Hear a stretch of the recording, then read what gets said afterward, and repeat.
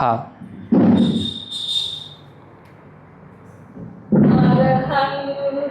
सम्मा सम्बुद्धो भगवा बुद्धं भगवन्तं यभिवादेमि साक्षातो भगवता धम्मो धम्मं नमस्सामि सुपटिपन्नो भगवतो सावकसङ्घो संघं नमामि वन्दामि भन्ते द्वारतं येन मया त्वां सभम् अपराधं क्षमतु मे भन्ते द्वितीयपि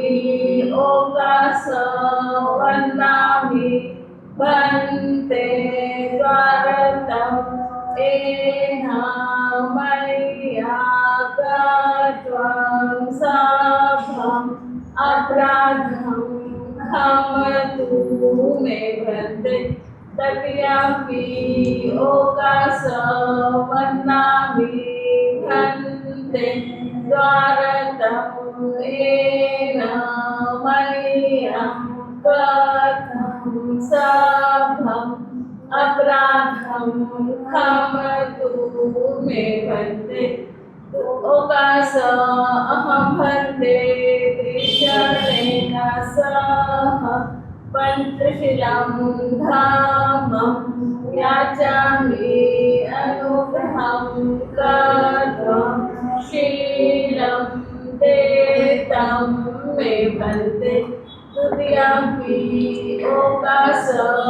अहं भन्ते त्रिशरणेन सह पंचशीलं धामं याचामि अनुग्रहं कृत्वा शीलं देतं मे भन्ते तृतीयपि अहं भन्ते त्रिशरणेन सह पंचशीलं धामं याचामि अनुग्रहं कृत्वा शीलं देतं मे भन्ते खमामि खमामि खमेयमहं वदामि तं वदेथ। अहं भन्ते नमो तस्स भगवतो अरहतो सम्मा सम्बुद्धस्स। नमो तस्स भगवतो अरहतो सम्मा सम्बुद्धस्स। नमो तस्स भगवतो अरहतो सम्मा सम्बुद्धस्स। नमो तस्स भगवतो अरहतो सम्मा सम्बुद्धस्स।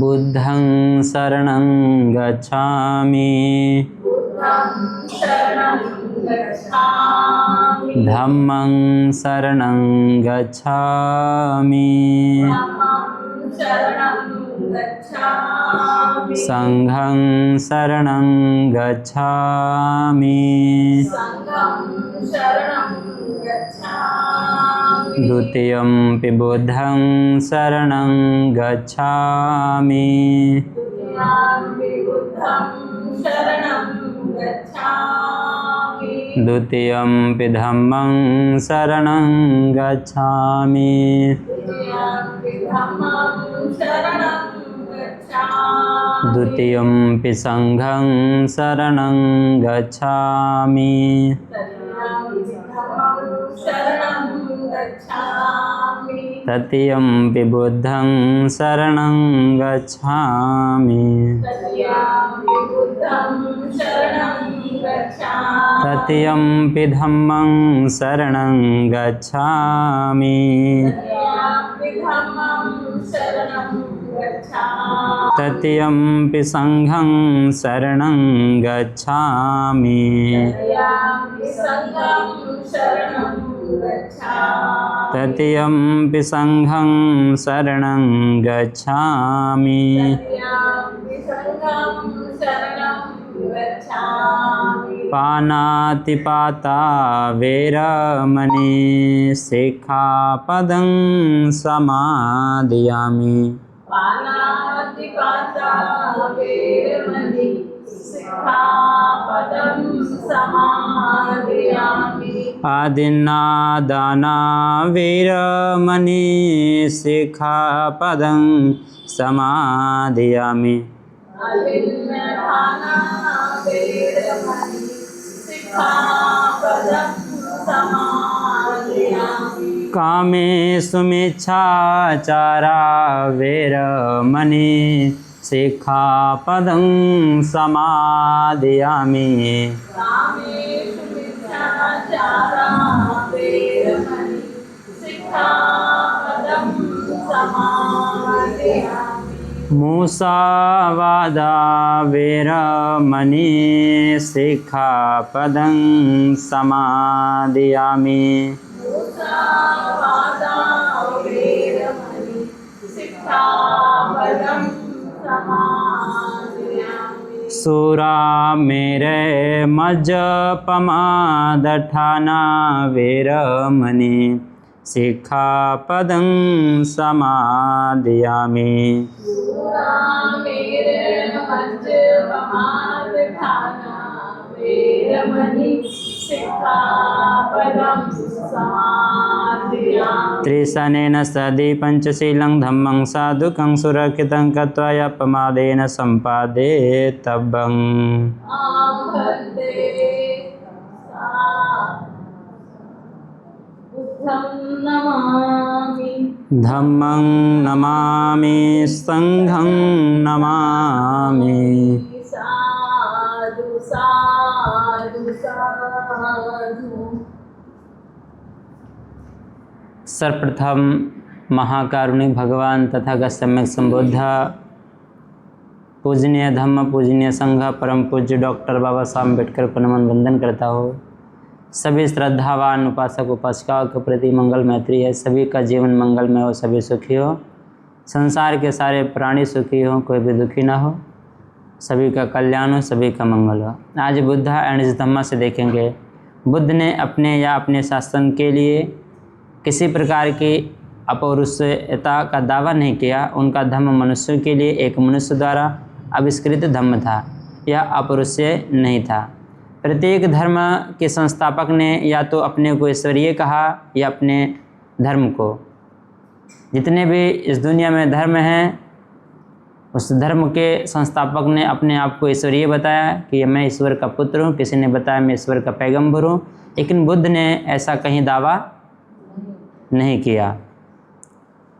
हजरत मूसा ने यद्यपि अपने को ईश्वरीय नहीं कहा है, किंतु अपनी शिक्षाओं को ईश्वरीय कहा है। अपनी शिक्षाओं को ईश्वरीय कहा है।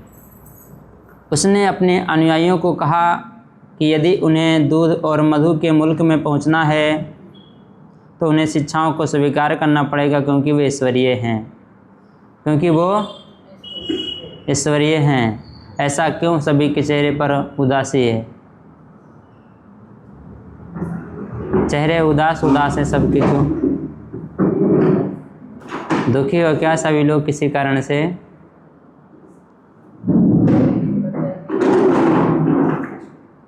ईसा ने अपने ईश्वरीय होने का दावा किया।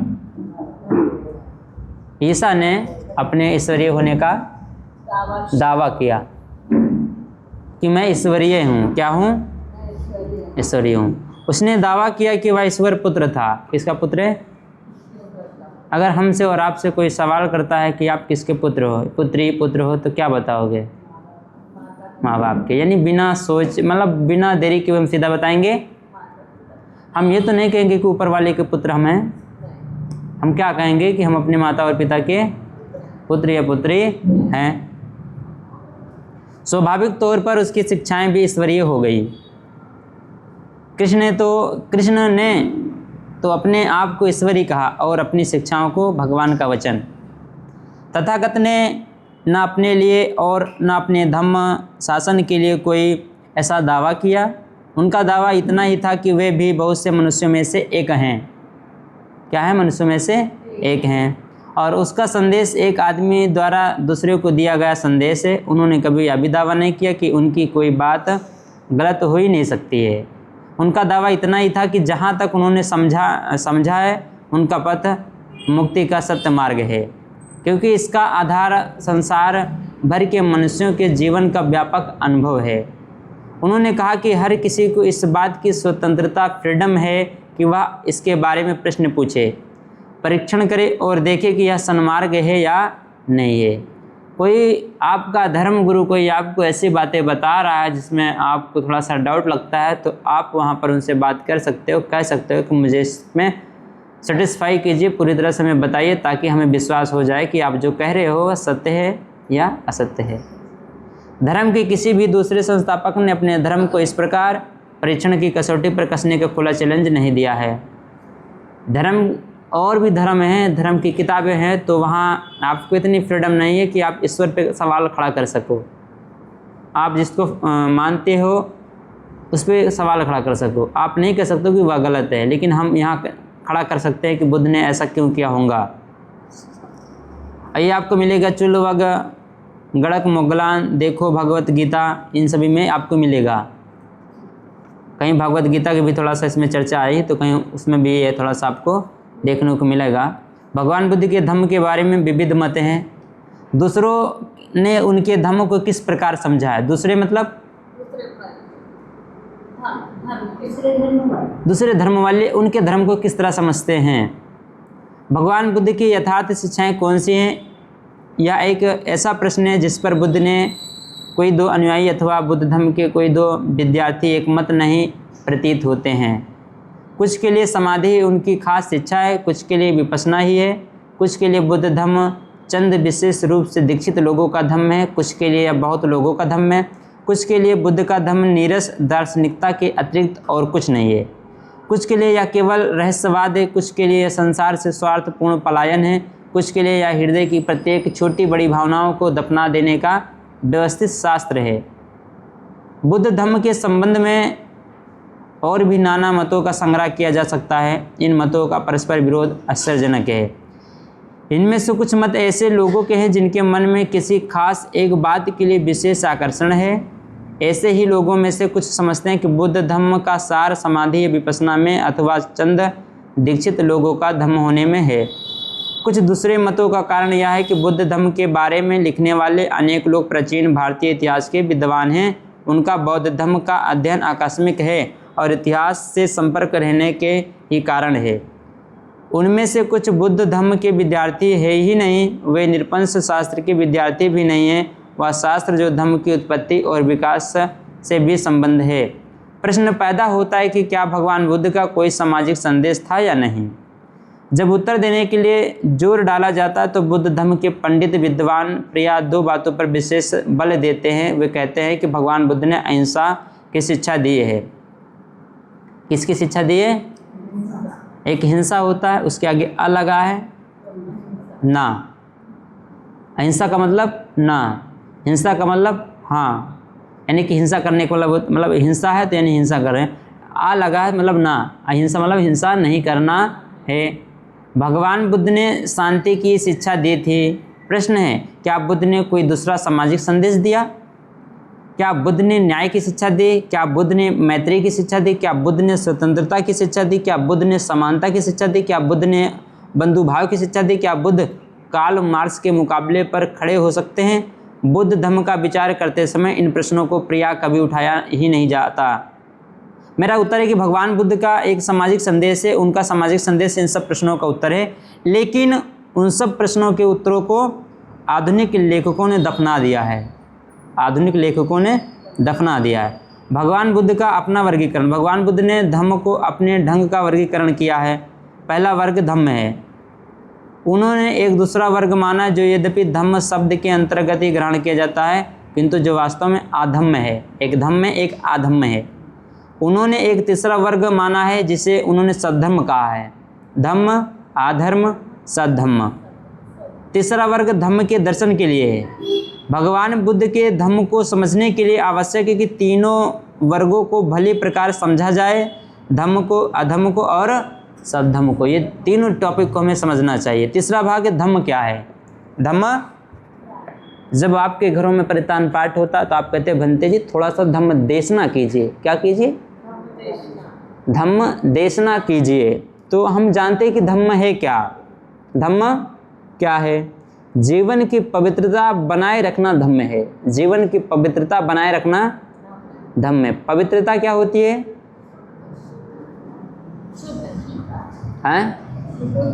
मतलब प्योर प्योर प्योर मतलब कैसे प्योर? मतलब उसमें कुछ भी मिलावट नहीं है, पवित्र है वो। क्या पवित्र है? मन बोलिए, धम्म बोलिए, धम्म जैसे भगवान। चलिए हम बताएं, नहीं तो कंफ्यूजन हो जाएगा बहुत सारा। ये सारा प्रॉब्लम सर आप बोल रहे हैं थोड़े से, क्योंकि मेरे को इसी में प्रॉब्लम आता है। हाँ। धम्म क्या है? ये पूरा है, बहुत कठिन है। धम्म क्या है? तीन तरह की जीवन की पवित्रताएं हैं। कितनी तरह के? तीन तरह की जीवन की पवित्रताएं हैं। शारीरिक पवित्रता किसे कहते हैं? सबसे पहले शारीरिक पवित्रता। एक आदमी जीव हिंसा से विरत होता है, जीव हिंसा से विरत होता है, चोरी से विरत होता है, काम मिथ्याचार से विरत होता है, इससे शारीरिक पवित्रता कहते हैं। क्या कहते हैं? शारीरिक पवित्रता। वाणी की पवित्रता किसे कहते हैं? एक आदमी झूठ बोलने से व्रत रहता है। मानसिक पवित्रता झूठ बोलने से व्रत रहता है, इसको वाणी की पवित्रता बोलेंगे। मानसिक पवित्रता किसे कहते हैं? एक भिक्षु जब कामछंद से ग्रस्त रहता है तो वह जानता है कि मुझ में कामछंद है। यदि वह कामछंद से ग्रसा नहीं रहता तो वह जानता है कि मुझ में कामछंद नहीं है। वह यह भी जानता है कि अनुत्पन्न कामछंद की किस तरह उत्पत्ति होती है। वह यह भी जानता है कि उत्पन्न कामछंद का कैसे उच्छेद होता है। और वह यह भी जानता है कि किस तरह भविष्य में कामछंद उत्पन्न नहीं होता है। यदि उसमें व्यापाद होता है तो वह जानता है कि मुझ में व्यापाद द्वेष है। वह इसकी उत्पत्ति विनाश को भी जानता है और यह भी जानता है कि भविष्य में किस प्रकार इसकी उत्पत्ति नहीं होती है। यदि उसमें मृद आलस तंद्रा की उत्पत्ति हुई रहती है तो वह जानता है कि वह मृद उत्पन्न है, उद्धत पतन है। यदि उसमें कुछ विचिकित्सा उत्पन्न रहती है तो वह जानता है कि विचिकित्सा उत्पन्न है और यह भी जानता है कि किस प्रकार उसका विनाश होता है और किस प्रकार भविष्य में इसकी उत्पत्ति नहीं होती है। यह मानसिक पवित्रता कहलाती है। जो शरीर, वाणी और मन से पवित्र है उसे लोग निष्कलंक नाम से पुकारते हैं। किस नाम से? अच्छा, कलंक का मतलब क्या होता है? किसी पे आरोप लग जाना, दाग धब्बा, यानी। और आरोप भी, जैसे कि बुद्ध पे भी आरोप लगे, लेकिन बुद्ध क्या है? निष्कलंक हैं। जो आरोप लगाया गया वह आरोप प्रमाणित नहीं हुआ, इसलिए बुद्ध क्या है? निष्कलंक। अगर हम पे आप पर कोई आरोप लगाया जाता है, उसमें अगर प्रूफ के साथ सिद्ध हो जाता है कि हम कलंकित है तो हमको बोला जाएगा निष्कलंक, मतलब कलंकित बोला जाएगा, निष्कलंक नहीं बोला जाएगा। तो जो शरीर, वाणी और मन से पवित्र है, जो शरीर, मन, वाणी से पवित्र है उसे लोग निष्कलंक नाम से पुकारते हैं। पवित्रता तीन तरह की है: शरीर की पवित्रता, वाणी की पवित्रता और मन की पवित्रता। जो इन तीनों में परफेक्ट है उसको हम पवित्र बोलते हैं, यानी कि वह धम्मचारी है। धर्म का वो आचरण, मन भी पवित्र, वाणी भी, मन तन वाणी, तन मन वाणी तीनों, धन अलग है, तन मन वाणी, तन मन वाणी तीनों पवित्र है। शरीर की पवित्रता किसे कहते हैं? एक आदमी जीव हिंसा से व्रत रहता है, चोरी से व्रत रहता है, काम मिथ्याचार से व्रत रहता है, या शरीर की पवित्रता। वाणी की पवित्रता किसे कहते हैं? एक आदमी झूठ बोलने से व्रत रहता है, व्यर्थ की बात से व्रत रहता है, वाणी की पवित्रता कहलाती है। मन की पवित्रता किसे कहते हैं? एक आदमी ईर्ष्यालु नहीं होता है और सम्यक दृष्टि रखता है, यह मन की पवित्रता है। ये तीन तरह की पवित्रताएं हैं। ये पांच तरह की दुर्बलताएं हैं जिनसे व्यक्ति की साधना में बाधा पहुंचती है। कौन सी पांच हैं? जीव हिंसा, चोरी, काम मिथ्याचार, झूठ बोलना और नशा पैदा करने वाली शराब आदि नशीली चीज़ों का ग्रहण करना। ये दुर्बलताएं हैं, कमजोरी है। क्या है? कमजोरी है जो ऐसा करता है। ये 5 तरह की दुर्बलताएं हैं जिनमें साधना में बाधा पड़ती है। आप कोई साधना करो तो उसमें क्या करेगी, बाधा उत्पन्न करेगी। जब साधना की ये 5 बाधाएं दूर हो जाती है तो 4 स्मृति उपस्थानों की उत्पत्ति होना चाहिए। एक भिक्षु काय के प्रति काया अनुपसना करता हुआ विहार करता है। काया अनुपसना मतलब एक भिक्षु काय के प्रति काया अनुपसना करता हुआ विहार करता है। वो शरीर मन सब काया से शरीर से शरीर उपासना। ठीक है, मतलब फिर हम और आगे बढ़ते हैं, 1-2 बार पढ़ेंगे तो बराबर समझ में आ जाएगा। एक भिक्षु काय के प्रति काया अनुपसना करता हुआ है, वह इस शरीर के प्रति आकर्षित नहीं होता, इस शरीर के एकदम मतलब बारीकी से देखना चाहता है वो कि ये शरीर में किसी प्रकार की सुंदरता नहीं है। क्या नहीं है? इस शरीर को वह ध्यान में रखते हुए चारिका कर रहा है, भ्रमण कर रहा है। वो जैसे कि हमने भोजन चारिका किया तो हम स्वाद के लिए नहीं कर रहे हैं, हम सिर्फ जीवन चलाने के लिए कर रहे हैं। उसमें स्वाद नहीं ढूंढना है, उसमें रंग भेद नहीं ढूंढना, कुछ भी नहीं ढूंढना। बस हम जो चारिका कर रहे हैं हमारा पर्पस है ना, सिर्फ क्या, भूख मिटाने के लिए होता है। यानी काया का ध्यान रखते हुए वो चारिका कर रहा है, यहाँ इस काया के प्रति वो विपसना कर रहा है। वो शरीर के काया को मतलब शरीर को जानना चाह रहा है कि इसका मतलब मूल स्वरूप है क्या, इसमें है क्या, इस शरीर का मतलब वो जानना चाहता है। जैसे कि हम शरीर के स्वरूप को नहीं जानते हैं तो किसी व्यक्ति के रंग रूप को देखकर हम प्रभावित हो सकते हैं उसके प्रति या आकर्षित हो सकते हैं, लेकिन जिस व्यक्ति को गहराई से इस काया के बारे में ज्ञान है वो आकर्षित नहीं होगा। जैसे कि कोई सुंदर व्यक्ति तो वह देखेगा सुंदर तो है, लेकिन ये हमेशा सुंदर नहीं रहेगा। क्या कोई व्यक्ति ठीक ठाक, जैसे आप ठीक ठाक हो, तो क्या आप अंधे के साथ शादी करोगे?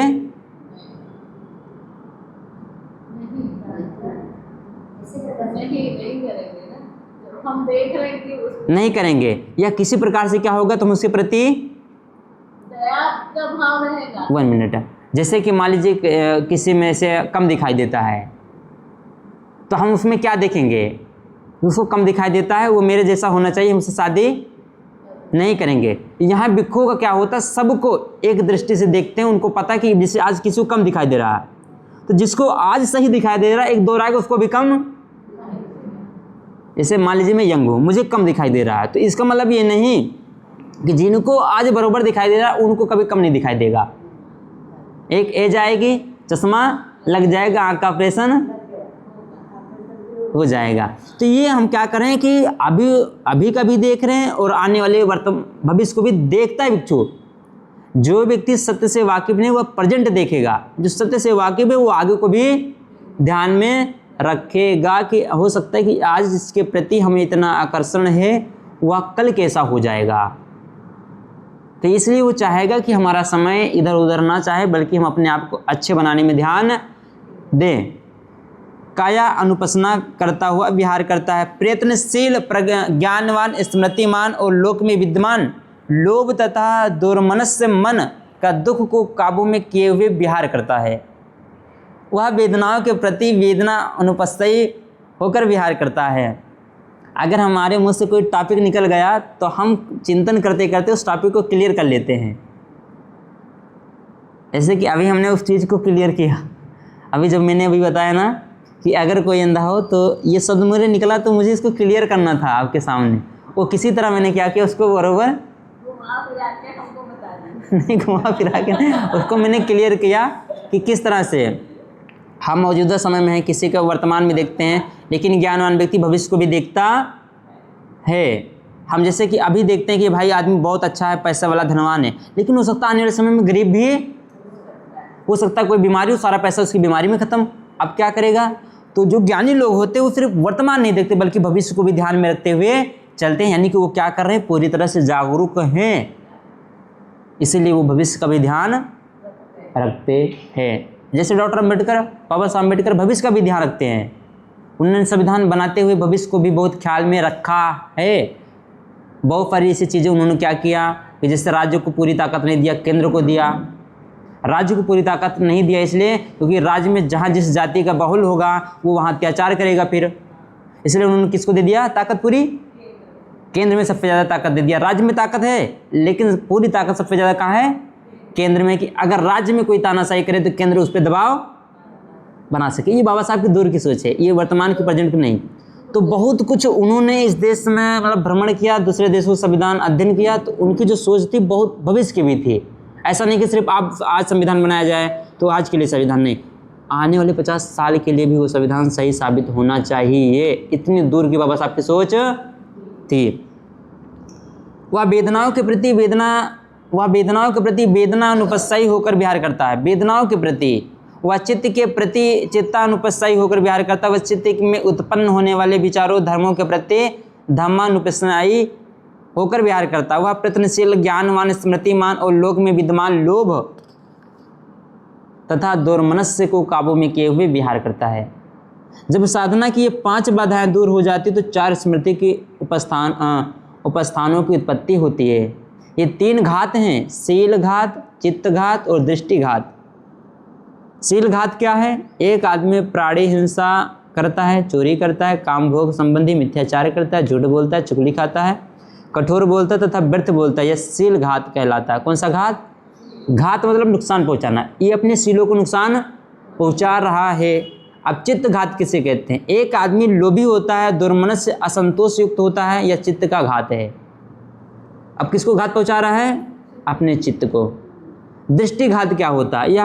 यहाँ कोई आदमी इस प्रकार की गलत धारणा, मिथ्या दृष्टि रखता है कि दान देने में, त्याग करने में, परित्याग करने में कोई पुण्य नहीं, भले बुरे कर्म का कुछ फल नहीं होता है। ना यह लोक है और न परलोक है, न माता न पिता और न स्व उत्पन्न प्राणी है। लोक में कोई ऐसे श्रमण ब्राह्मण नहीं है जो शिखर तक जा पहुँचे हों, जिन्होंने पूर्णतः लाभ किए हो, जिन्होंने अपनी ही अभिज्ञा से परलोक का साक्षात्कार किया और जो उसकी घोषणा कर सकते हों। भिक्षु या दृष्टिघात है। क्या है? दृष्टिघात है। भिक्षुओं या शीलघात चित्तघात के और दृष्टिघात के ही कारण होता है। भिक्षु या शीलघात, चित्तघात और दृष्टिघात के कारण ही होता है कि मरने के अनंतर प्राणी दुर्गति को प्राप्त होते। ये 3 दृष्टिघात हैं। भिक्षु ये 3 लाभ हैं। कौन से 3? शील लाभ, चित्त लाभ और दृष्टि लाभ। शील लाभ क्या है? एक आदमी प्राणी हिंसा से व्रत रहता है, नहीं 5 शीलों का पालन करता है, हमारा शील लाभ हो गया। चित्त लाभ क्या है? एक आदमी ना लोभी होता है, ना दुर्मनस्य यानी असमाधानी युक्त होता है, यह चित्त लाभ है। कैसा लाभ है? चित्त। हमारा चित्त में लोभ होता है कि आज हमें, जैसे आज यहाँ इतना मिला, ऐसे हम कहीं जाते हैं, हमें किसी ने बुलाया तो एक अपेक्षा रहती है कि 1000 तो देगा ही 1000 तो देगा ही, दूर दराज बुला रहा है तो 1000 तो देना ही चाहिए उसको। अब गए तो पता चला 200 दे दिया उसने। क्या दे दिया? तो चित्त में क्या आया?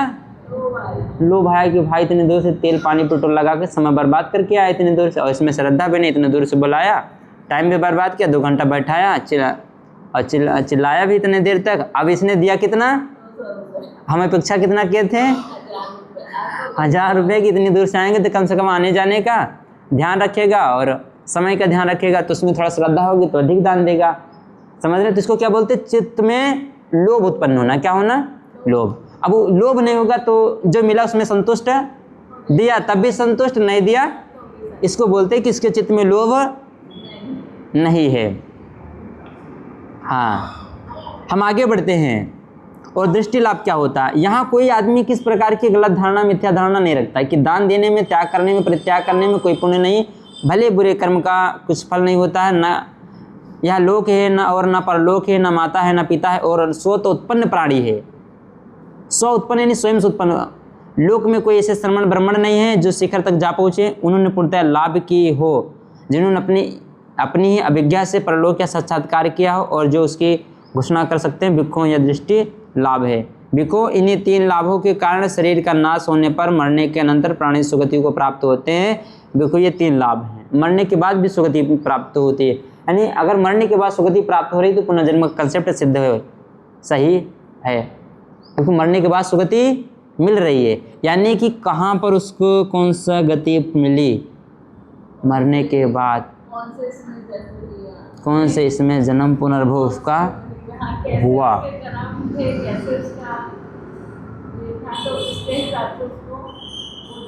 गहराई से सोचो, ऐसा क्या है जो पुनर्जन्म लेता है हमारी बॉडी में? चेतना, विचार, चित्त कभी मरता नहीं ऐसा कहा जाता साहित्य में। चित्त मरता नहीं है, बॉडी मर जाता है, विचार मरता नहीं है। विचार मरता नहीं है, उत्पन्न फिर होता है वो। तो बाबा साहब अमेरिका गए थे तब उन्होंने विचार तो नहीं मरते ना, विचार तो तुम्हारे आगे जाते रहते हैं। हाँ मैंने बताया है वो विचार तुम्हारे बाद में किसी और के पास जाएंगे, फिर उसके पास से किसी और के पास जाएंगे, उस स्वरूप से वो आगे बढ़ते रहते हैं। बढ़ते रहते तो आगे हैं। नहीं बढ़ सकते। जन्म किसका हुआ? वही तो उद्भव किसका हुआ है? उद्भव किसका हुआ? काया का हुआ है, मन का हुआ है, वाचा का हुआ है, किसका हुआ? आप आज इसमें मिल गए हो, फिर आपका जिसमें भी जन्म हो गया। तो अगर आपके आगे बुरे जन्म कैसे- कर्म है तो आपका जन्म पशु पक्षी यानी 1 मिनट में मरने वाला जैसे कि मैं आपको बताऊं, भारत देश में भी कुछ ऐसे भिक्षु भिक्षुणियाँ हैं, विदेश में भी, जो पूरी तरह का धर्म को ऐसे एक्सप्लेन करते हैं कि कर्म के अकॉर्डिंग उसको गति मिलती है, मरने के बाद मिलती है गति। क्या होती है? मरने के बाद उत्पन्न कहाँ होता है, लेकिन उत्पन्न हुआ किस रूप में, वो कैसे उत्पन्न हुआ, क्या वो शरीर लेके उत्पन्न हुआ, क्या वो धारणा लेके वो व्यक्ति उत्पन्न हुआ, मरने के बाद तो पूर्णतः नष्ट हो जाता है। या शरीर। ऊर्जा में मिल जाती है। अब उससे क्या हुआ? ये मान लीजिए लोहे का है, क्या है? स्टील का है, लोहे का है, इसमें जंग लगेगा, एक दिन ये खत्म हो जाएगा। क्या फिर से इस जो खत्म होगा, क्या फिर से उत्पन्न होने वाला है? जंग लगा, ये खत्म होगा, नष्ट हो गया, दोबारा उत्पन्न होने वाला। जंग ही तो उसको धीरे-धीरे विनाश की ओर ले जाएगा। हाँ, तो जंग लगा, धीरे धीरे खत्म हो गया, लेकिन अब ये किस रूप में उत्पन्न होगा? अब किसी ने उदाहरण दिया कि जिस तरह से एक लोहा पूरी तरह से नष्ट हो जाता है, उस तरह से पूरी तरह शरीर भी, उस शरीर से कुछ नहीं बनता है।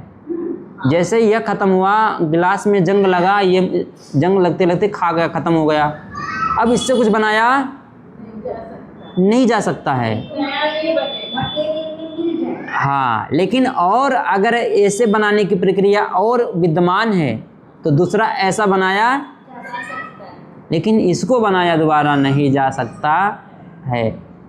तो उसने ऐसे उदाहरण दिया कि शरीर का हाल कुछ ऐसे ही है, उस शरीर से कुछ बनता, मरने के बाद कुछ उसका बनना नहीं है। अब उत्पन्न क्या होता है? तो उसमें अभिधम पिटक कौन पढ़ाता है? अय्या जी, धम्मदिन अय्या जी। अभिधम पिटक में चित्त और चेतना के बारे में दिया गया। किसके बारे में? और चित्त और चेतना के बारे में दिया गया है कि जैसे एक दीपक से दूसरा दीपक प्रज्वलित किया जाता है, प्रज्वलित किया जाता है ना, क्या, जाने दीजिए, पूरी तरह से हम एक्सप्लेन नहीं कर पाएंगे क्योंकि मैंने जो पढ़ा तो मेरे बराबर ध्यान में नहीं आ रहा है। जैसे एक दीपक हमने जलाया, ये एक दीपक जल रहा है, इससे हमने क्या किया, दूसरा दीपक जला लिया, ये भी जला, ये भी जल रहा। अब ये खत्म हो गया ना, लेकिन इसका अस्तित्व इधर प्रकाश, ये दीपक जल दे रहा है, हमने इसे जला लिया, अब दूसरा दीपक जल रहा है। जब तक जल रहे हैं तब तक ये दोनों समान, ये बुझ गया, हाँ। लेकिन ये जल रहा था, इसका स्वरूप आया ना इसमें। जैसे हम नहीं बोलते क्या बंदे जी कि अरे ये देखो अपने दादाजी जैसे दिखता है, वो कहाँ से आया? वो मिल, कहीं ना कहीं वो उनका स्वरूप आता है। हम बोलते तो ना ये नहीं हुआ ना, दादाजी भी जिंदा है, तो पोताजी भी आ गए थे, उनका पुनर्जन्म का कॉन्सेप्ट इतना गहरा है और इतना ज़्यादा खतरनाक है कि इस पे चर्चा करना मतलब हुआ पागल हो जाना। पागल हो जाना, जो बता रहा है वो भी पागल हो जाएगा, जो सुन रहा है वो भी पागल है। इसको सेटिस्फाई करना किस तरह से आप सेटिस्फाई करोगे? तो यहाँ हमें ऐसा ध्यान रखना पड़ेगा कि बहुत ज़्यादा पुनर्जन्म के कंसेप्ट में ना पढ़कर हम नैतिक जीवन के बारे में चर्चा करें। यही लिखा है कि उन बातों में ना फंसना जिन बातों का अर्थ ना निकलता हो, हमें उन बातों में फंसना चाहिए जिस बातों से कोई परिवर्तन होता हो। बच्चा पहले आया, अंडा पहले आया, इसे लेना देना नहीं है, और पता भी चल गया कौन पहले आया तो कौन सा हमारा बहुत बड़ा बेनिफिट होने वाला है, नहीं। तो हमें देखना है कि मनुष्य में परिवर्तन कैसे आ सकता, मनुष्य अच्छा इंसान कैसे बन सकता, उस टॉपिक पे ज़्यादा ध्यान देना चाहिए। हमें उन टॉपिकों को नहीं खोद के रखना चाहिए जिनका कोई अर्थ ना निकलता, सिर्फ समय व्यर्थ होता हो। और जब हम अभिधम में पढ़ते हैं तो वो हमको नहीं समझ में आता क्योंकि वो बहुत डीप है। हम अभिधम बता सकते हैं, लेकिन अगर कोई कहे इस बात से मुझे संतुष्ट कर दो, तो संतुष्ट नहीं किया जा सकता। अब मानता आदमी तब है, आज का आदमी कैसे थोड़ा सा वैज्ञानिक सोच वाला भी है, मानता तब है जब उसको आप पूरी तरह सेटिस्फाई एग्जाम्पल देके कर दो तो तब मानने के लिए वो तैयार है। जैसे मैं कमेंट देखता हूँ, जैसे बहुत सारी भिक्षु भिक्षुणियाँ जब ऐसी बातें बताते तो पता है उसमें कुछ अम्बेडकरी वादे अपने ही समाज के लोग उस पर कमेंट करते हैं कि देखो आप या तो आरएसएस के आदमी हो या तो आप गलत प्रचार कर रहे हो। तो कभी कभी जो पुनर्जन्म के कंसेप्ट इतना खतरनाक है कि आप इसको एक्सप्लेन करो तो लोग उस पर विश्वास नहीं करते हैं कि चित्त का कैसे जन्म होता है और विचार कैसे उत्पन्न होता है, एक ज्वाला से दूसरी ज्वाला प्रज्वलित हो जाती है, ऐसा कुछ कंसेप्ट है। पुनर्भव होता है, पुनर्जन्म नहीं होता है। लेकिन पुनर्भव किस चीज़ का होता है? क्या फंसा है? शरीर फंसा है, मन फंसा है, वाणी फंसी, क्या फंसा है चेतन?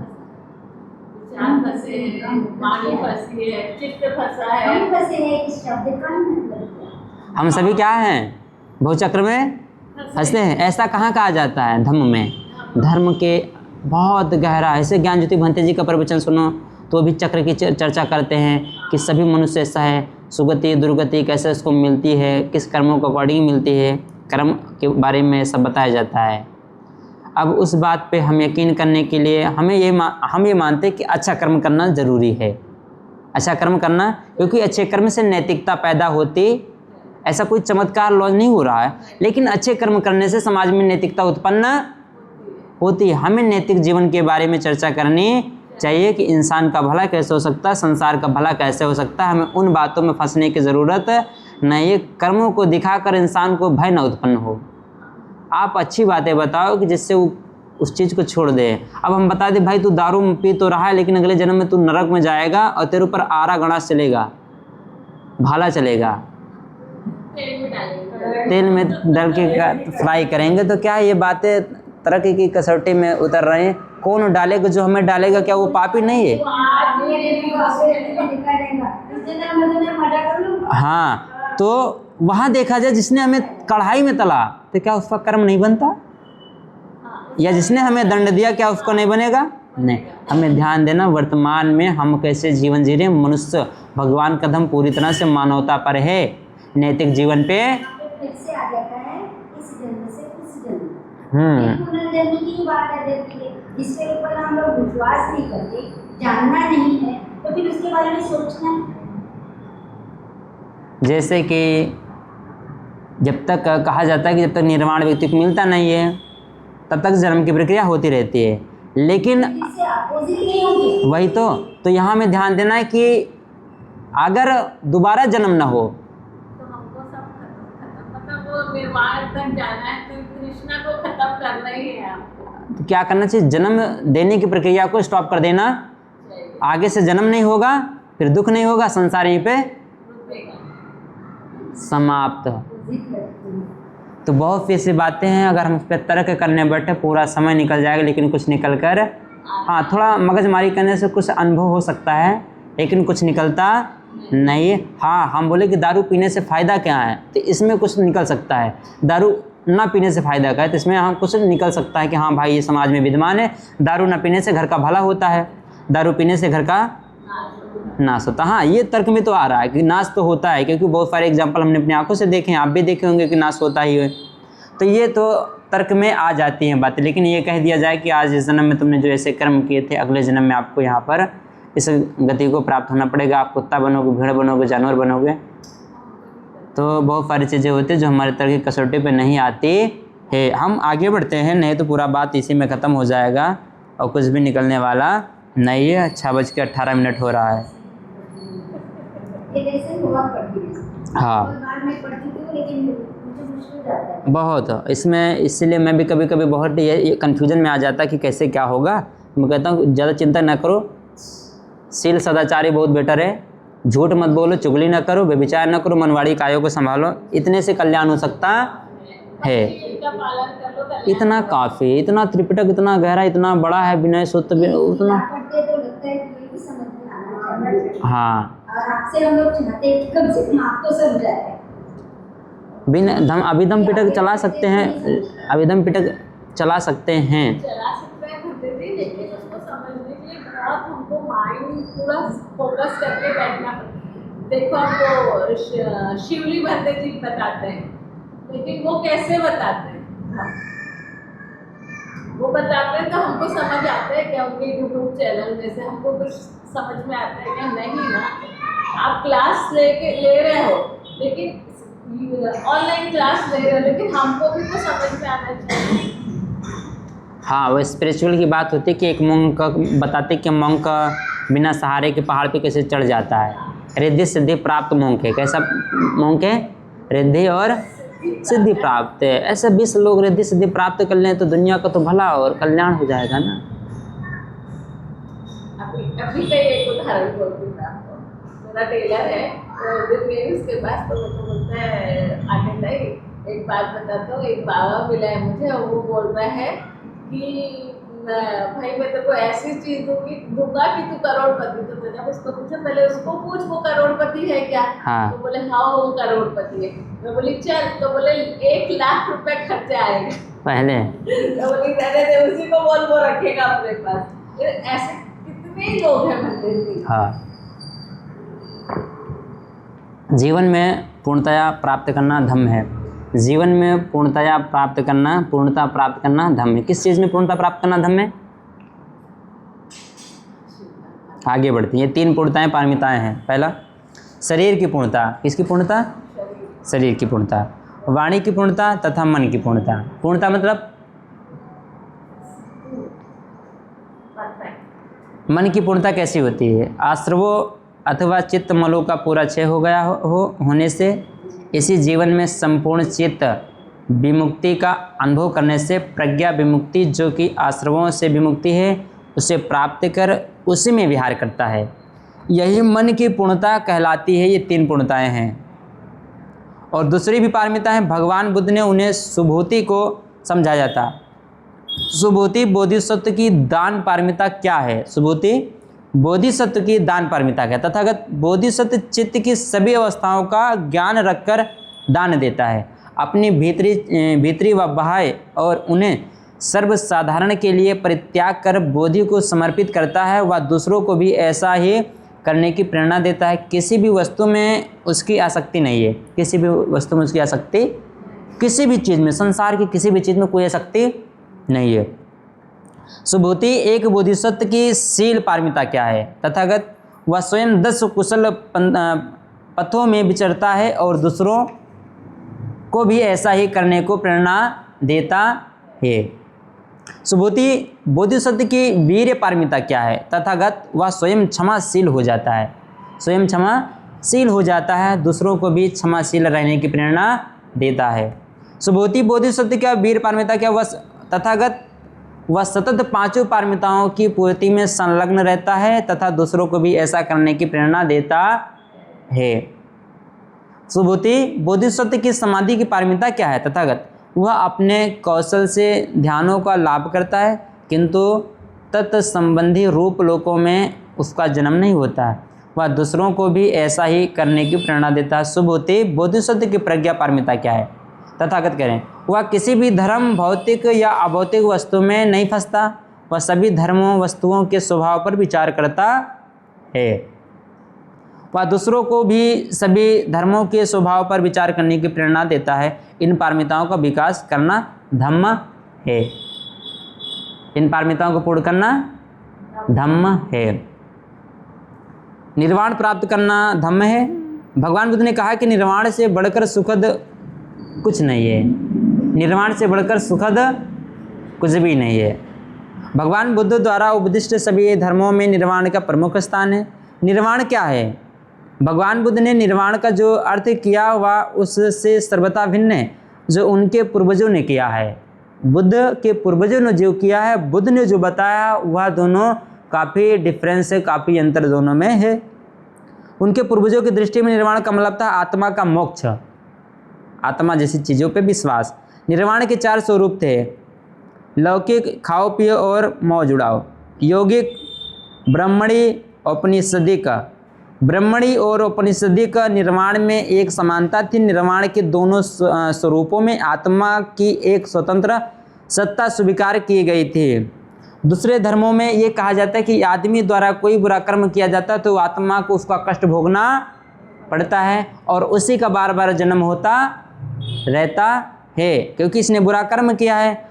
और बुरा कर्म नहीं करेगा, दान धर्म करेगा, ब्राह्मण समाज को, ब्राह्मणों को पूजा पाठ करवाएगा, उनको दान धर्म करेगा, तो इसकी आत्मा मुक्त हो जाएगी, दोबारा इस संसार में जन्म नहीं लेगा।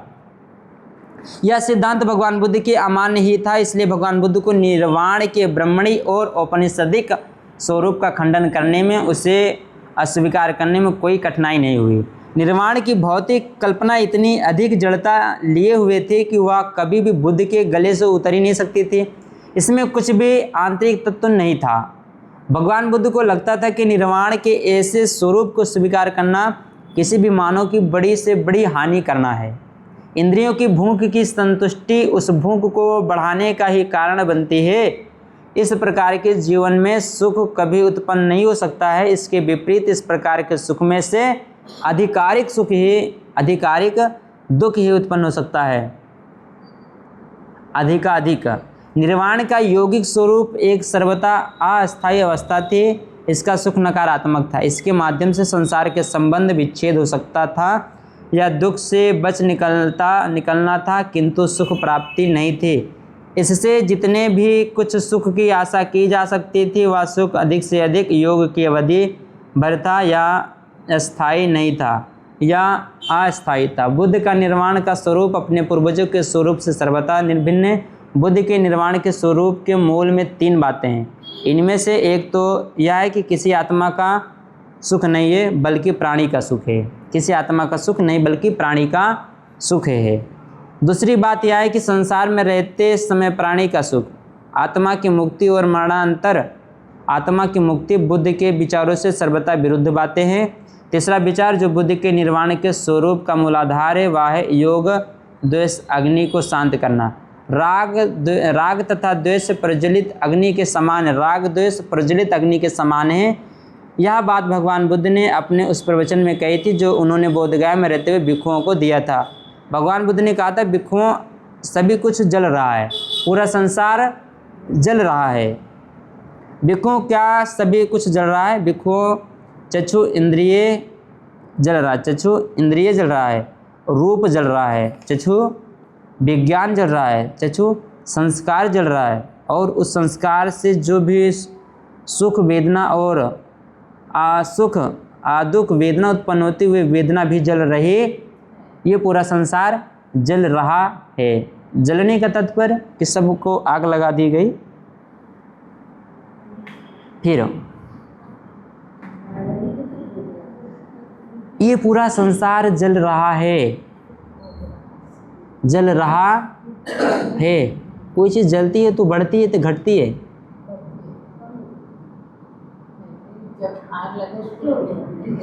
कोई चीज़ जला दी जाए, मतलब आग लगी किसी चीज़ में, तो जलेगी, जल के कम होगी कि बढ़ जाएगी? जलकर कम हो जाती है। जल रहा संसार, रंग जल रहा, रूप जल रहा, लोगों में राग है, द्वेष है, मोह है, सब कुछ क्या है?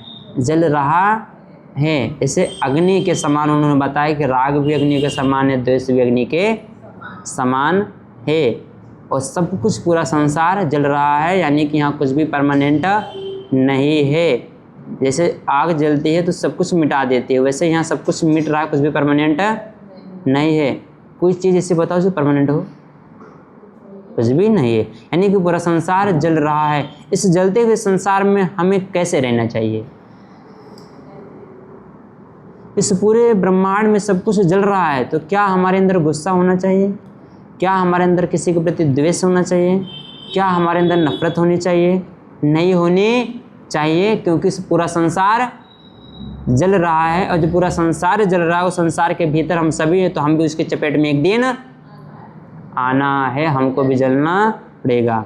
विज्ञान जल रहा है, चक्षु संस्कार जल रहा है, और संसार किससे जो भी सुख वेदना और अदुख वेदना उत्पन्न होती है वह वेदना भी जल रही है। और ये किस से जल रहे हैं? ये राग अग्नि से जल रहे हैं, राग अग्नि से जल रहे हैं। ये द्वेष अग्नि से जल रहे हैं, ये मोह अग्नि से जल रहे हैं, ये जन्म जरा मरण दुख दोर मनस्य तथा उपायास से जल रहे हैं। भिक्षुओं स्रोत इंद्रिय जल रहा है, शब्द जल रहा है, घ्राण इंद्रिय जल रहा है, गंध जल रहा है, जिह्वा जल रही है, रस जल रहे हैं, काय जल रहा है, चित्त के संकल्प विकल्प जल रहे हैं, और चित्त के संस्कारों से जो भी सुख वेदना, दुख वेदना और असुख अदुख वेदना उत्पन्न होती है, वह वेदना भी जल रही है। वेदना का मतलब दुख, वेदना हो रही, पीड़ा हो रही है, दुख हो रहा है, उसको क्या हो रहा है, जो पीड़ा वेदना हो रही, क्या वो लगातार एक समान होती है कि कम ज़्यादा होती है? कम ज़्यादा होती है। हाँ, बाकी लोगों को नहीं होता क्या? जैसा अनुभव होगा वैसी वेदना, मतलब जिस तरीके से आपको अनुभव हो रहा है वह चीज, वेदना का स्तर भी उसी तरीके से। लेकिन वेदना के जैसे कि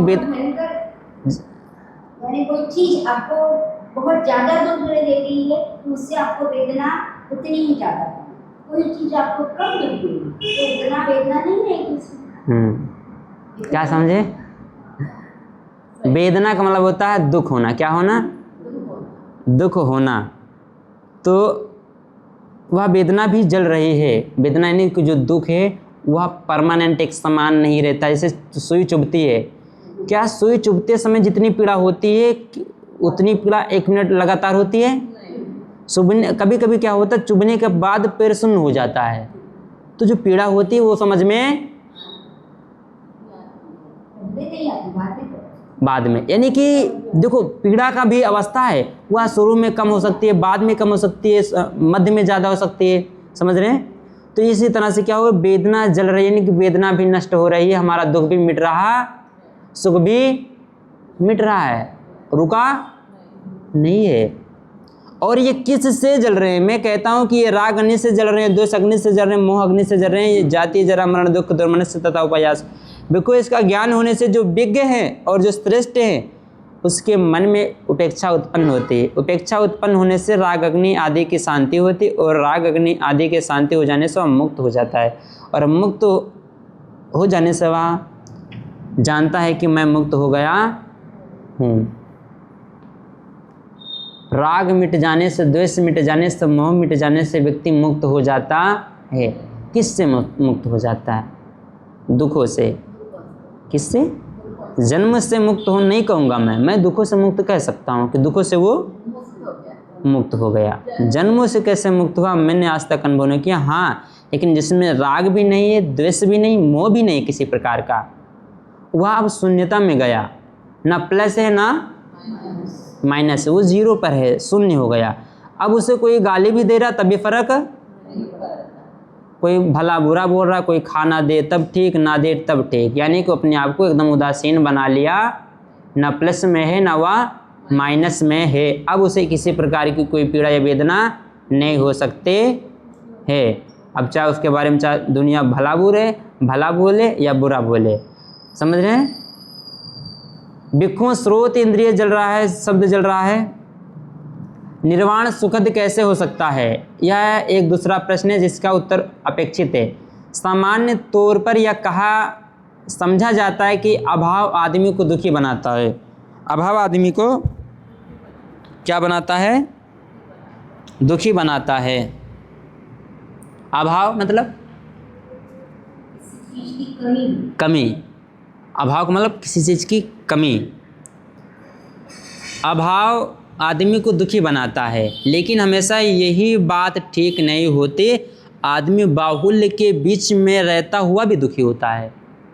हमारे पास किसी चीज़ की कमी है फिर भी हम दुखी हैं, अधिक है फिर भी ऐसा नहीं कहा जा सकता है कि जिसके पास कमी वही दुखी है, जिसके पास अधिक वो भी दुखी है। दुख लोभ का परिणाम है। दुख लोभ मतलब लालच का परिणाम है। आपके पास कम है, आप उस कम में संतुष्ट हो, सुखी हो।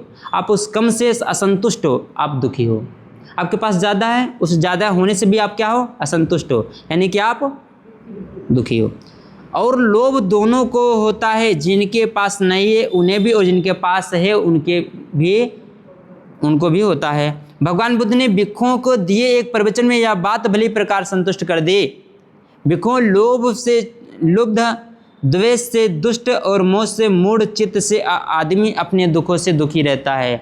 आदमी दूसरों के दुखों से दुखी रहता है, आदमी मानसिक वेदना और पीड़ा अनुभव करता है।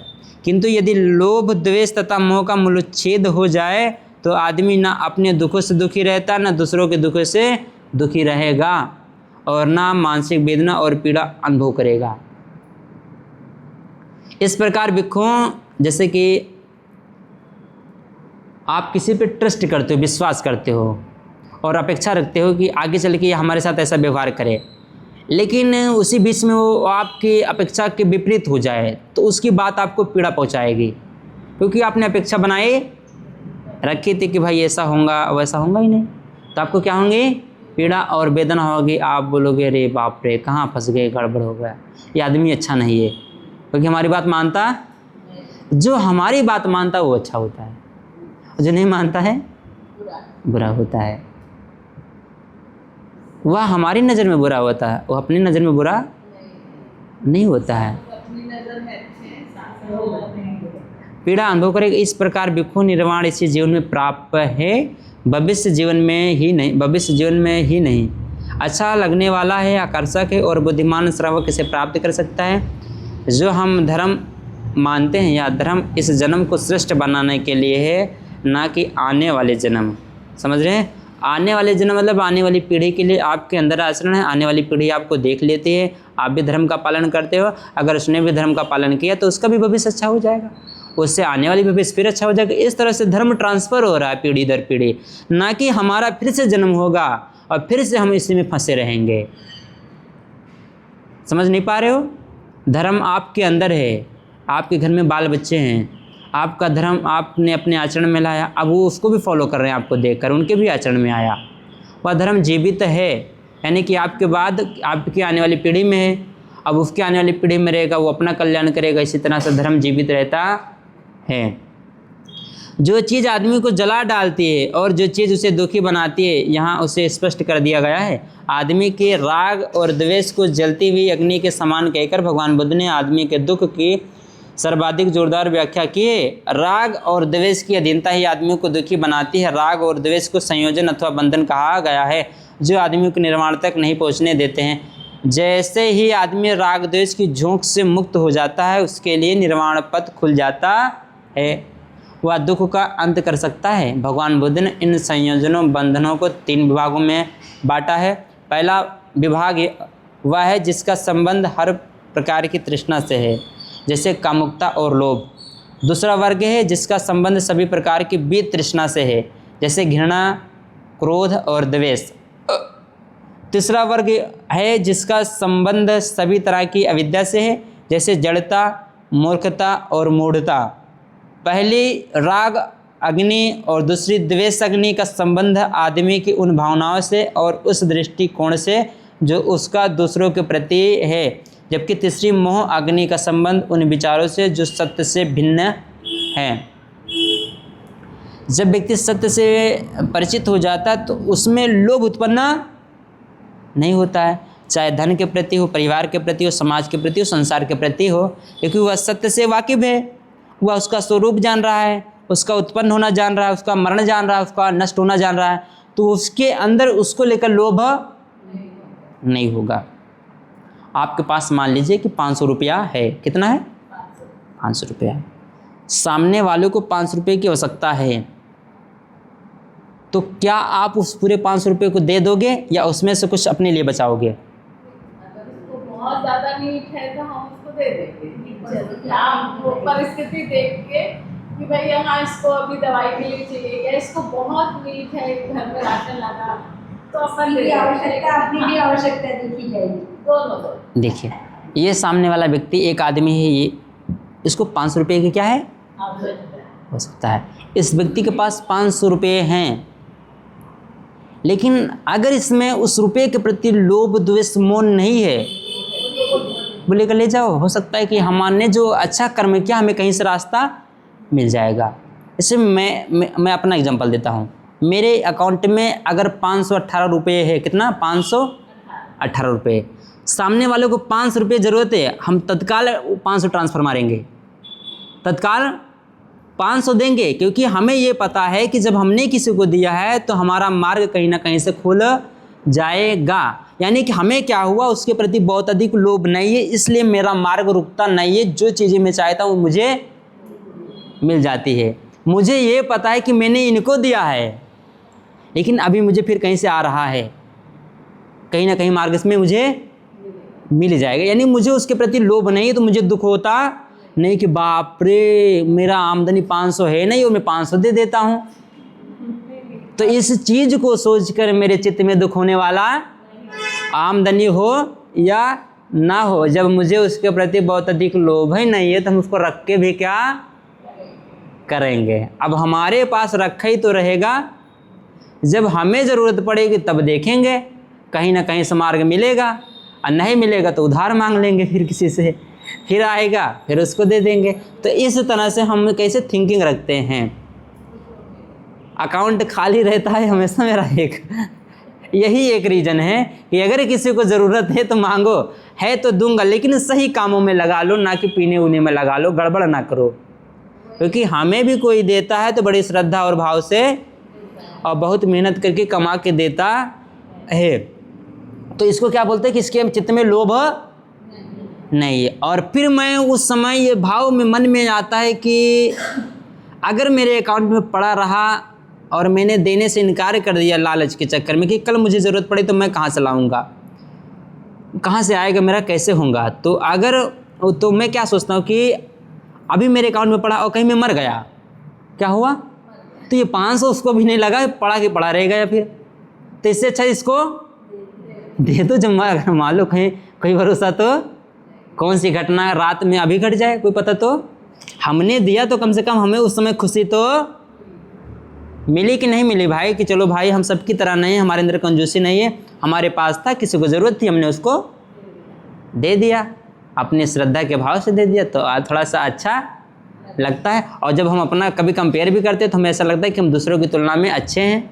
लोग बहुत सारा कंजूसी करते हैं लेकिन हमारे पास कंजूसी नहीं है। और एक ये बात आपको धम्मपद में मिलेगी, भगवान बुद्ध कहते हैं जो कुशल कर्म करता है वह अपने कुशल कर्मों को याद करके सुखी होता है, और जो बुरा कर्म करता है वह अपने बुरे कर्मों को बार बार याद करके दुखी होता है, पश्चाताप उसमें उत्पन्न होता है। हम आगे बढ़ते इसी कड़ी में।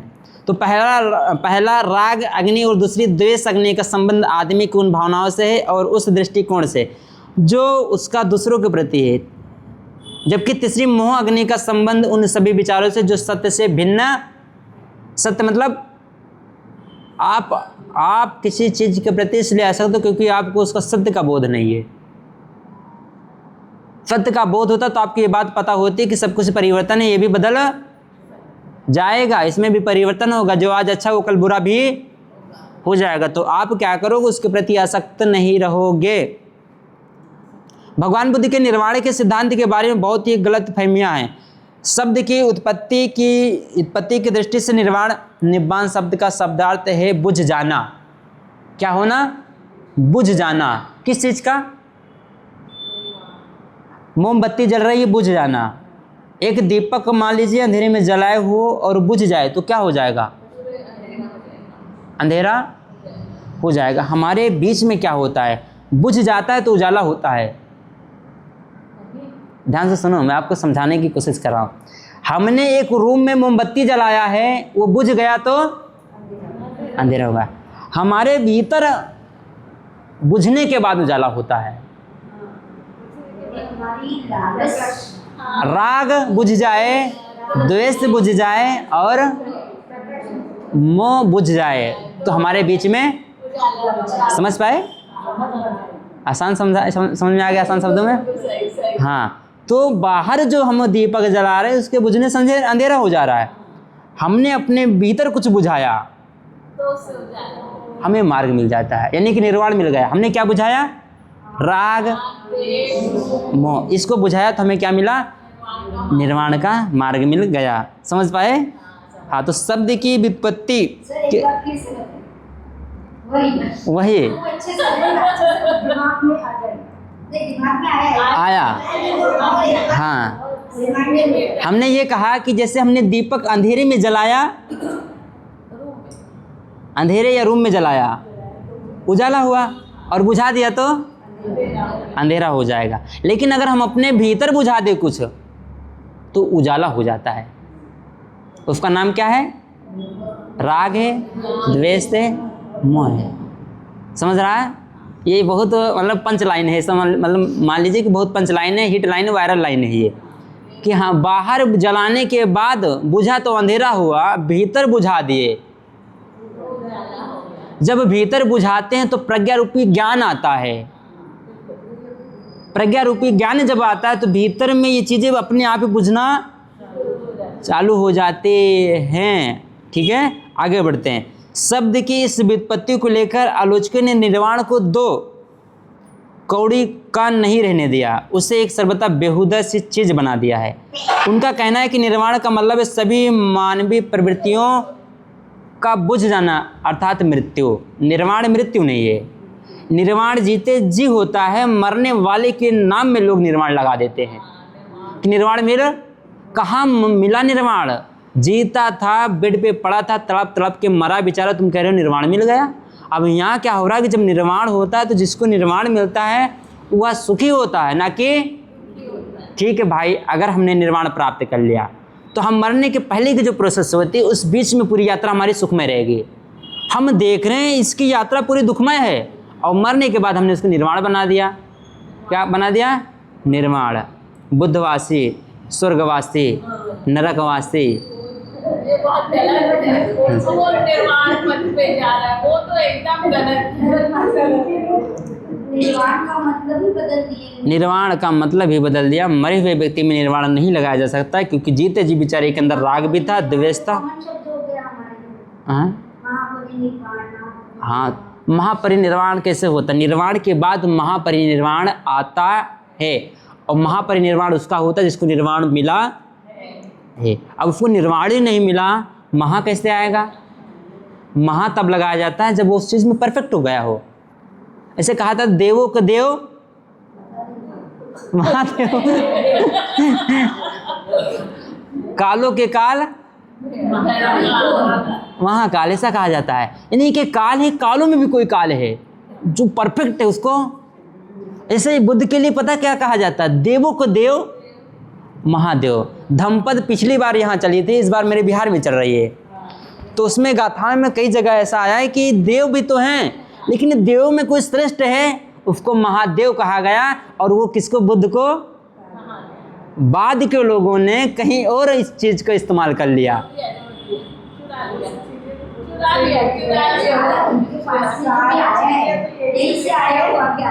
तो अगर हम आज भी वीडियो बना के कहते कि कालों के काल महाकाल भगवान बुद्ध हैं तो अपने ही लोग विरोध करेंगे, बोलेंगे आरएसएस से निकाले हुए ये लोग हैं।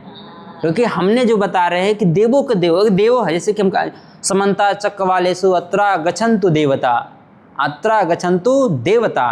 समस्त लोगों के देवताओं को आमंत्रण करके महापरितान पाठ करते हैं। मनुष्य और देवता लोग आओ, जिस तरह से मनुष्य हम अपना कल्याण कर रहे हैं उसी प्रकार आप अपना भी कल्याण। पिछले साल आपने बताया था देवता यानी कौन? पिछले साल आप ही ने बताया था। हाँ, देवता यानी कौन? शीलवान लोग, सदाचारी लोग, परिपूर्ण लोग, अपने शीलों में परिपक्व हैं, अपनी वाणी में परिपक्व हैं, अपने काया में परिपक्व हैं, अपने मन में परिपक्व हैं। यानी कि वो लगातार हाँ अभ्यास कर रहे हैं। हम मनुष्य हैं, हमारे मनुष्य में भी कोई देवता है। वो देवता कौन है? जो परिपक्व है, जो लगातार नेक काम कर रहा, अच्छा कर्म कर रहा, अपनी बुराइयों को मिटाने का अभ्यास कर रहा है। वो देवता की हम बात नहीं कर रहे हैं। वैसे बहुत सारे लोगों को मानना ये कि देवता दिखाई नहीं देता है, लेकिन जब दिखाई नहीं देता तो अनुभव कैसे हुआ?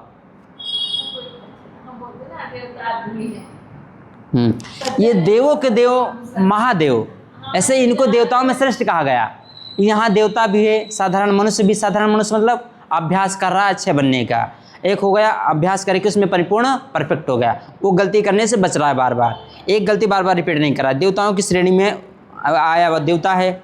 उसके ऊपर एक जो पूरी तरह से परफेक्ट है, उसमें निष्कलंक है, वो सम्यक संबुद्ध है। तो इसको हम इस तरह से समझेंगे तो आसान लगेगा और समझ में आएगा। इस बीच में कोई देवीय शक्ति जरूरी, देवीय शक्ति का कोई योगदान नहीं। और इस तरह से जब हम समाज को समझाते हैं तो समाज प्रभावित होता है। जब हम देवीय शक्ति जोड़ते हैं, ईश्वरीय शक्ति जोड़ते हैं, प्रकट होने वाली बात कहते हैं तो समाज कन्फ्यूजन में चला जाता है, क्योंकि समाज कभी किसी को प्रकट होते हुए देखा, हमने देखा होता तो हमें भी विश्वास, ऐसे हमने आज तक कभी भूतों का साक्षात्कार नहीं किया है। तो अभी धर्म में बहुत सारे लोग एक्सप्लेन करेंगे भूत कैसे, जैसे वासना के जो विचार इंसान के अंदर उत्पन्न होता है उसको भूतों की श्रेणी में रख रहे हैं। किसमें? कि ये जो व्यक्ति के चित्त में वासना के विचार बहुत अधिक उत्पन्न होते हैं, विपස්සना करने जाओ तो बहुत अधिक उत्पन्न होते हैं, तो इसको भूतों की श्रेणी में रखें। इसके अंदर क्या है? ये भूतों का स्वरूप है। किसका स्वरूप है? ये भूत है जो इनके अंदर बार बार ऐसे विचार उत्पन्न करा। मैंने कल ही भंते जी का, थाईलैंड श्रीलंका के भंते जी का मैंने देखा था। लेकिन हम कहते हैं कि अगर आदमी, जैसे यहाँ 20 लोग बैठे हो, आदमी जब अकेला होता है तब उसके मन में ऐसे दुष्विचार उत्पन्न, वही आदमी समाज सोसाइटी में रह के अच्छे कामों पे चर्चा करे, अच्छे विचारों पे चर्चा करे, नहीं उत्पन्न होता है। ऐसे भ्रमण करते हुए आदमी, जैसे कहते हैं कि बहता हुआ पानी साफ होता है और ठहरता है तो गंदा हो जाता है। अगर किसी आदमी में ऐसे ऊट पटांग विचार उत्पन्न होता है, कहीं ना कहीं वो ठहरा हुआ है, वह कहीं रूम में बंद है, कहीं एकांत में बंद है, कहीं वहाँ फ़ोन आदि देख रहा है, बहुत सारी चीज़ें, तब उसके चित्त में ऐसे। लेकिन जो व्यक्ति लगातार चल रहा है, दुनिया देख रहा है, यात्राएं कर रहा है, तो उसका मन क्या होता है? संसार को देखते हुए अच्छा होता है। चलत वैसे चलने वाला व्यक्ति जैसे पानी साफ रहता है तो चलने वाले लोग भी चलना यानी रास्ते पे चलना नहीं है, चलना यानी ये ऐसे चलना। आप चलने का मतलब और अलग है, और होना चाहिए। चलने का मतलब ये नहीं हुआ कि वो रास्ते से जा रहा है, घूम रहा है, ये नहीं। अच्छा, चरत भिक्खवे चारिकम, इसका मतलब क्या हुआ? आप चलते हुए भाई पूरा प्रचार प्रसार कर, हम चल रहे हैं, हमारे चलने से हम चल रहे हैं तो हम एक जगह ठहरते हैं। जब व्यक्ति एक जगह ठहरता है याद में हो गया, हाँ, ऐसे रास्ते पे चलना नहीं हुआ। चरत भिक्खवे चारिकं, कि लगातार आपको चलते रहना, यह हमारे लिए है, यह आपके लिए नहीं है। आपके लिए फिर कैसे होगा? आप लगातार स्किल सीखिए, लगातार कुछ उद्योग करिए, कुछ मतलब कुछ सीखते रहिए। जब आप सीखते रहते हैं तो आपका जो ध्यान होता है वह वहाँ पर केंद्रित हो जाता है। तो जब व्यक्ति को इस सब चीज़ों से नकारात्मक, जैसे मैंने बताया कि भूत प्रेत नहीं देखा हमने तो हमने महसूस, तो कुछ लोगों ने धर्म के माध्यम से एक्सप्लेन कर रहे हैं कि जैसे जो विचार उत्पन्न होते उठपटांग, तो इन विचारों को उन्होंने कहा कि ये भूत की वजह से उत्पन्न हो रहा। ये मैंने कल ही प्रवचन में सुना, चीवरधारियों के माध्यम से सुना है कि वो जो शैतान होता है वो हम पर हावी होता है। क्या होता है? शैतान हम पर हावी होता है, इसलिए हमें ऐसे विचार उत्पन्न होते हैं। सर मैं दूसरी जगह प्रवचन कर रहा हूँ। हाँ सर, मैं फ्री होकर कॉल बैक करूँगा, बस आधे घंटे में फ्री हो जाता हूँ, 5 मिनट में। हाँ चलिए हम आगे बढ़ते हैं ना, नहीं तो फिर इधर उधर उठ जाएगा सब। कहाँ पर थे हम? बुझ जाना। रूम के अंदर बुझा, अंधेरा हुआ, हमारे भीतर बुझा, उजाला होगा, हमको मार्ग मिल गया। इस प्रकार उन्होंने निर्वाण के सिद्धांत का मजाक उड़ाने की कोशिश की। जो कोई भी इस अग्नि स्कंदोपम सूत्र की भाषा का विचार करेगा उसे यह स्पष्ट हो जाएगा कि निर्वाण का यह अर्थ कदापि नहीं है। इस प्रवचन में यह नहीं कहा गया कि जीवन जल रहा है और बुझ जाना मृत्यु है। इसमें यह कहा गया कि राग अग्नि जल रही है, द्वेष अग्नि जल रही तथा मोह अग्नि जल रही है। इस अग्नि स्कंदोपम सूत्र में या कहीं नहीं कहा गया कि आदमी की हर प्रकार की प्रवृत्तियों का मूलच्छेद कर लेना चाहिए। इसमें आग में घी डालना ही माना गया है। दूसरी बात यह है कि आलोचक निर्वाण और परिनिर्वाण का भेद करना भी भूल गए हैं। उदान के अनुसार जब शरीर बिखर जाता है तब तमाम संज्ञाएं रुक जाती हैं। शरीर बिखर जाना मतलब शरीर बिखरेगा कब? शरीर जुड़ा है ना, बिना जुड़े बना है, इसमें तत्व हैं, उनके मिलने से ही बना है। बिखरता कब है फिर? ये मृत्यु के बाद जब इसको हम जलाते हैं, दफन करते हैं, ये सब तब बिखरता। ऐसे बिखर जाता है क्या? ऐसे हाथ पैर बिखेर के देखो, एक ऐसे तो नहीं बिखारा जा सकता ना। मरने के बाद जब इसको जलाया जाता है या दफन किया जाता है तो ये बिखर जाता है, यानी कि जहाँ से जिन तत्वों से ये निर्माण होता है उन्हीं तत्वों में मिल जाता है, विलीन हो जाता है। उदाहरण के अनुसार जब शरीर बिखर जाता है तब तमाम संज्ञाएं रुक जाती है। क्या रुक जाती है? संज्ञा मतलब क्रिया,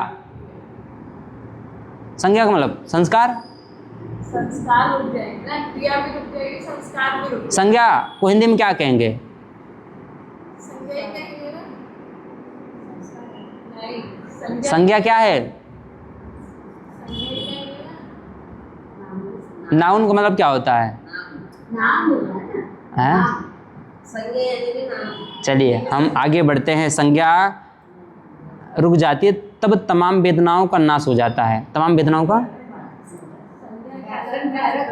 संज्ञाएं रुक जाती तब तमाम वेदनाओं का, जब शरीर बिखर जाता है तब संज्ञाएं रुक जाती हैं। जब शरीर बिखर जाता है तब तमाम संज्ञाएं रुक जाती है, तब तमाम वेदनाओं का नाश हो जाता है। जब सभी प्रकार की प्रक्रिया बंद हो जाती है और जब चेतना एकदम जाती रहती है तभी परिनिर्वाण होता है। इस प्रकार परिनिर्वाण का मतलब है पूरी तरह बुझ जाना, पूरी तरह से बुझ जाना। उदाहरण के अनुसार जब शरीर बिखर जाता है तब तमाम संज्ञाएं रुक जाती हैं, तमाम संज्ञाएं रुक जाती हैं, तब तमाम वेदनाओं का नाश हो जाता है। जब सभी प्रकार की प्रक्रिया बंद हो जाती है और जब चेतना एकदम जाती रहती है। चेतना एकदम, चेतना मतलब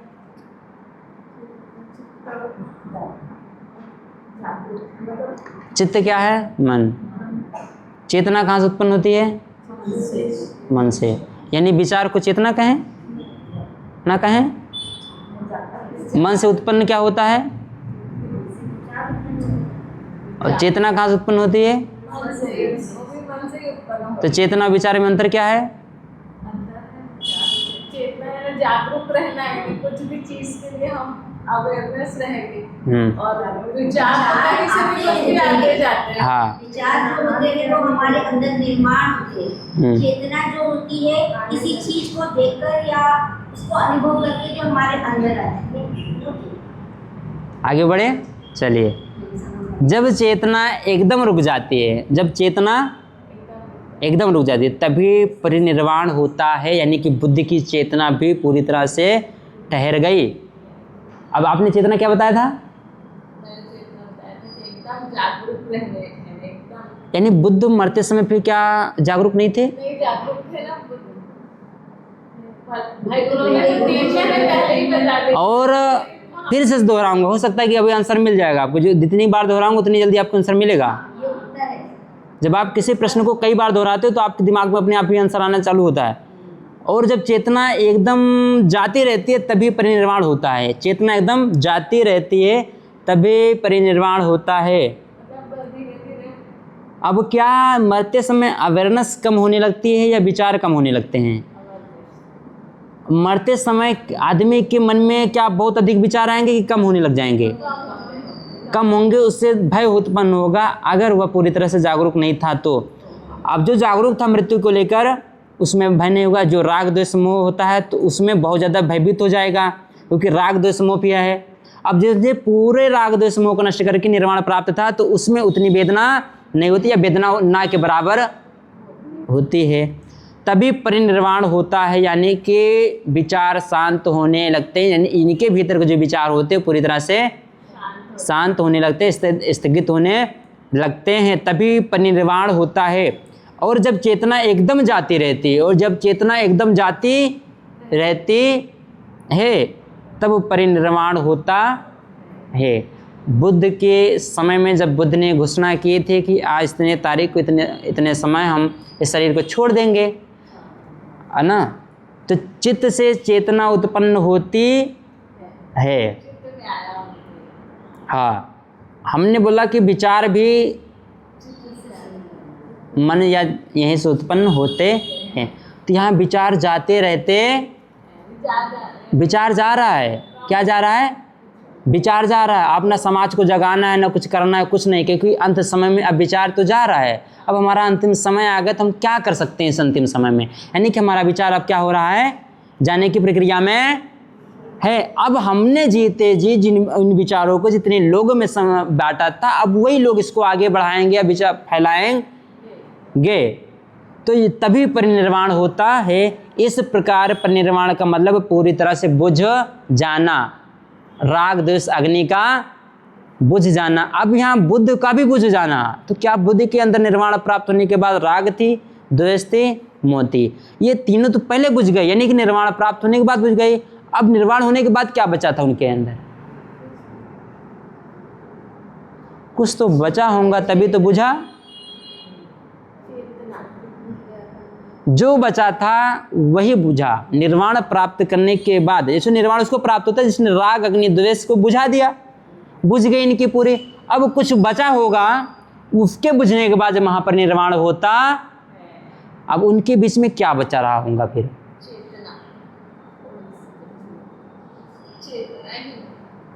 आकांक्षाएं समाज के प्रति कि समाज को उपदेश देना चाहिए, लोगों का मंगल होना चाहिए, लोगों का कल्याण होना चाहिए, संसार का कल्याण होना चाहिए, ये कुछ तो विचार रहे होंगे।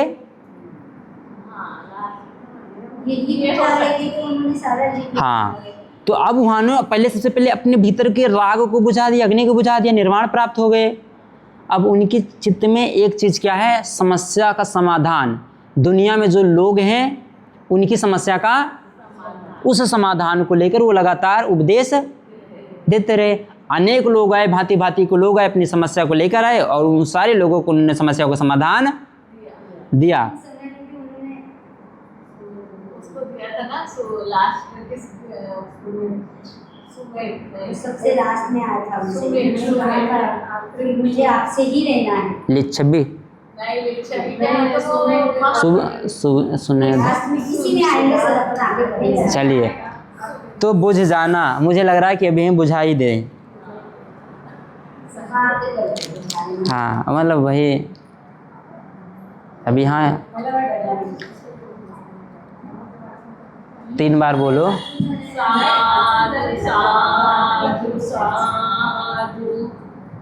सब पाप सय करणं कुशलासयोपसंपदा सचेत परियोदपनं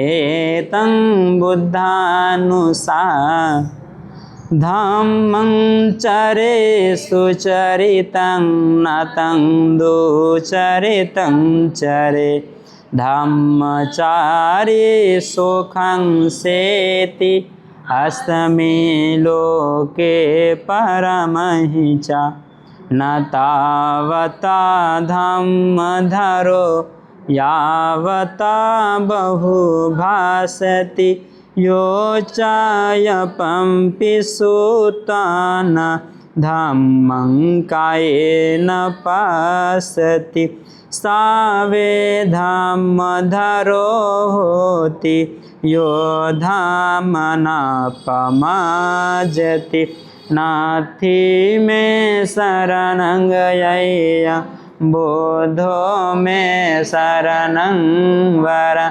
एतेन साचवजेन होतु मे जयमंगलम् अथि मे शरणं गय्यं धम्मो मे शरणं एतेन साचवजेन होतु मे जयमंगलम् नाथि मे शरणं गय्यं संघो मे शरणं वरम् एतेन साचवजेन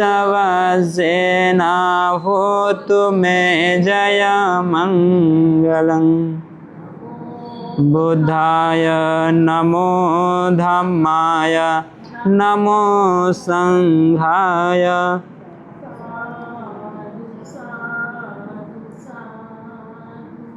बुद्धं नमामि धम्मं नमामि संघं नमामि।